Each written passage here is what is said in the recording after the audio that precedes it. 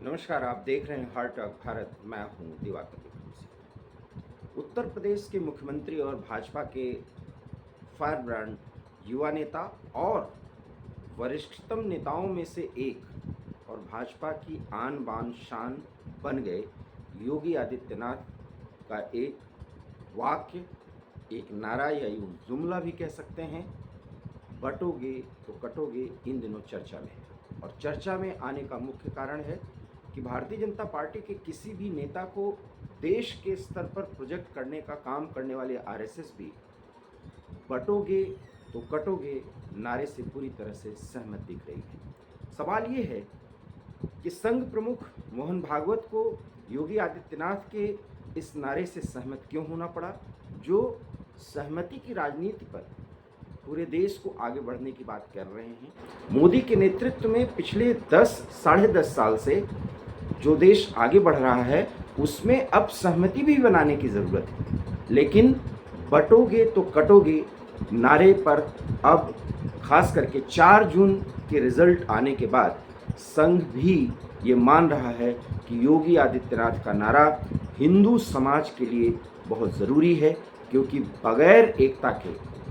ये समाज पूरी तरह से बिखर जाएगा, उसमें समस्याएं आएंगी। बावजूद इसके कि देश 21वीं शताब्दी में वर्तमान नेतृत्व में पूरी दुनिया के सामने एक मिसाल पेश कर रहा है। सवाल ये है कि क्या बटोगे तो कटोगे का नारा इस समय, जबकि पूरी दुनिया में हमारा लोहा माना जा रहा है, ज़रूरी है? जी हाँ, क्योंकि लड़ाई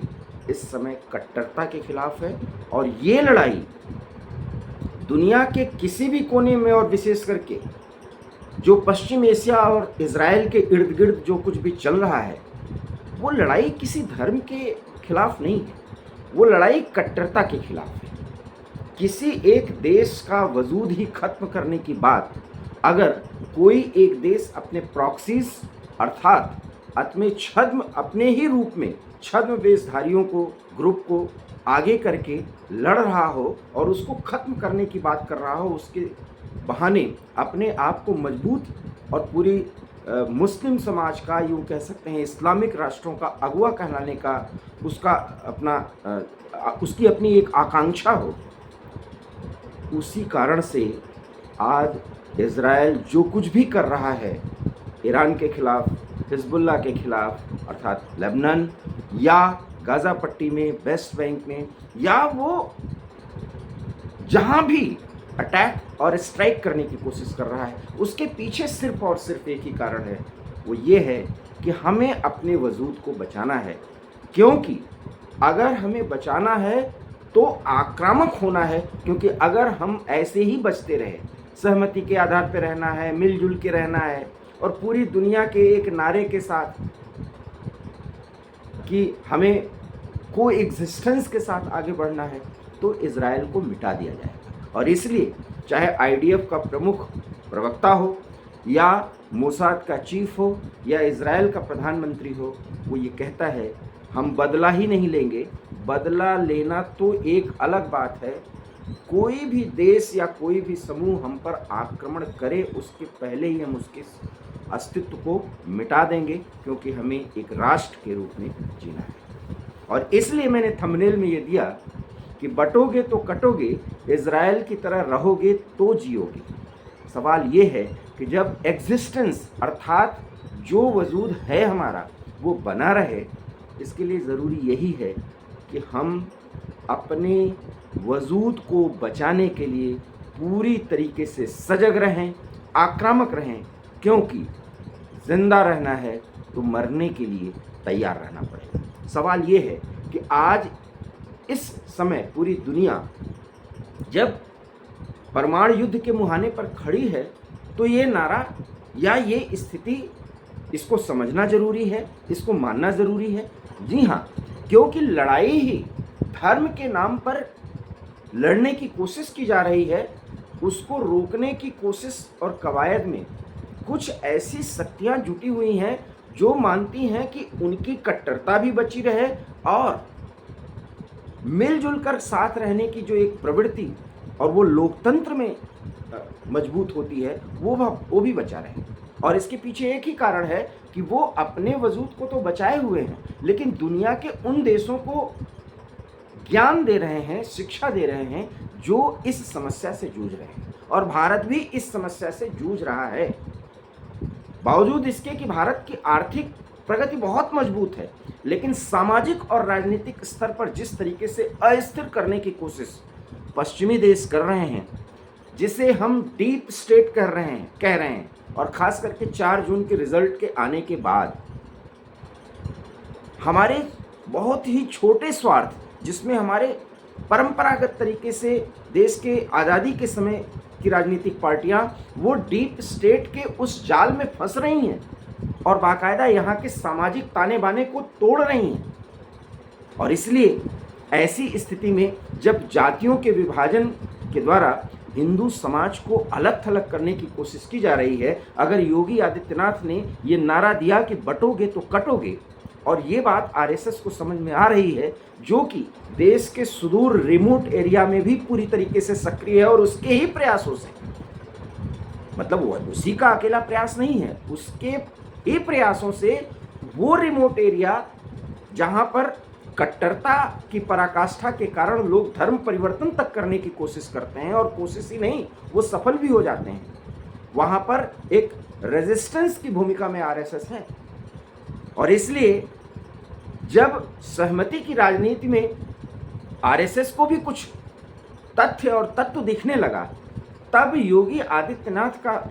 ये बयान या ये नारा उसे पसंद आया, क्योंकि आरएसएस ने भी मान लिया है कि धार्मिक उन्माद या उसकी पराकाष्ठा की जो इति है या उसकी जो समाप्ति है या वो जिस बिंदु पर जाके खड़ा होगा, वहाँ पर समाज में एकता नहीं रही तो फिर कटने की स्थिति आएगी। सवाल तो ये है कि काटने और कटने की बात कौन करता है? कट्टरता। फिर मैं कह रहा हूँ, ये धर्म का मामला नहीं है, ये विचारधारा का मामला है। वैसे ही जैसे ईरान की पिटाई शुरू हो चुकी है, लेकिन ईरान का नेता अली खामेनेई कह रहा है कि हमारी ताकत को कम आंकने की कोशिश कर रहा है इजराइल, हम बदला ही नहीं लेंगे, इजराइल को सबक सिखाएंगे। सवाल तो ये है कि हिजबुल्लाह और हमास के जरिए सबक सिखाने का काम कौन कर रहा था? इस्लामिक राष्ट्रों में आधे से अधिक ऐसे देश हैं जो ईरान की इन कार्रवाइयों से सहमत नहीं है। और इसलिए मैं बार बार जब कहता हूं कि धर्म का मामला तो है ही नहीं, ये उस कट्टरता का मामला है जिस कट्टरता के जरिए इस्लामिक राष्ट्रों का कोई एक राष्ट्र गलतफहमी में आकर के पूरे इस्लामिक दुनिया की अगुवाई करने का सपना या मुगालता पाल लेता है, और फिर वो अपने प्रॉक्सीज के जरिए अर्थात आतंकी समूहों के जरिए लड़ाई लड़ता है। ईरान क्या कर रहा था? हिजबुल्लाह और हमास एक तरह से उसकी सेना के द्वारा ट्रेंड किए गए थे, और इजराइल ने क्या किया? क्योंकि उसको अपने वजूद को बचाना है, इसलिए वो लेबनान में भी घुसा, गाज़ा पट्टी को तो तबाह ही कर दिया, और ईरान में जो तबाही मचा रहा है वो आप देख सकते हैं। अभी लगभग 48 घंटे पहले जो कार्रवाई तेहरान सहित ईरान के 7 शहरों में की गई है, उसमें जहाँ जहाँ आग लगी है वो इस बात की ओर इशारा कर रहा है कि अभी तो लड़ाई शुरू हुई है। अभी अपने वजूद को बचाने के लिए धार्मिक उन्माद की आड़ में जो कट्टरता एक विचारधारा के रूप में आगे बढ़ रहा है, उसको भी समाप्त करना है। और वो ये है कि अली खामेनेई जो पूरी दुनिया की शांति के लिए खतरा बन रहा है, इजराइल उसको भी समाप्त करने की बड़ी पहल कर चुका है। इसलिए मानिए, योगी आदित्यनाथ या बेंजामिन नेतन्याहू जैसे नेता अपने समाज को बचाने के लिए आक्रामक, यहाँ तक कि इतना आक्रामक कि वजूद को ख़त्म करने की सोचते हैं, उन तत्वों का जो समाज के लिए खतरा होते हैं, तो इसमें कहीं से कोई गलत नहीं है। इसलिए आरएसएस की तरफ से भी मान लिया गया कि योगी आदित्यनाथ का नारा हिंदू समाज या भारत की सनातन सभ्यता को बचाने का एकमात्र विकल्प रह गया है। आप हमारी इस बात से सहमत हों या ना हों, लेकिन एक बार इन बिंदुओं पर ज़रूर विचार कीजिएगा। और अगर बात समझ में आई हो तो हमारे इस वीडियो को लाइक कीजिएगा, शेयर कीजिएगा, हमारे चैनल हार्ट टॉक भारत को सब्सक्राइब कीजिएगा। बहुत बहुत धन्यवाद। नमस्कार।